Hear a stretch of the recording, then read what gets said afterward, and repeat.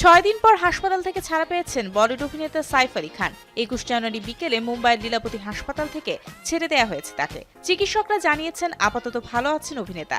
যেহেতু তার অস্ত্রোপচার হয়েছে তাই কিছুদিন বিশ্রামে থাকতে হবে।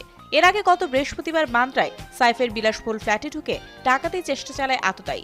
এ সময় সাইফ আলী খান তাকে বাধা দিতে গেলে হামলার শিকার হন। রাত 2:30টার দিকে জখম সাইফকে অটোতে করে হাসপাতালে নিয়ে যায় তার ছেলে ইব্রাহিম।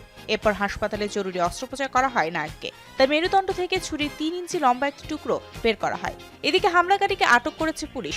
অভিযুক্তের নাম শরীফুল ইসলাম শেহজাদ। তাকে নিয়ে 20 জন পুলিশ কর্মকর্তার একটি দল আজ 4টি পুলিশের ভ্যানে করে সাইফের বান্দ্রার বাসায় পৌঁছায় এবং অভিযুক্তকে নিয়ে পুরো ঘটনার পুনর্নির্মাণ করে। এদিকে অভিযুক্তকে মুম্বাই পুলিশ কর্তৃক বাংলাদেশি নাগরিক হিসেবে দাবি করা হলেও বিষয়টি উড়িয়ে দিয়েছে তার আইনজীবীরা।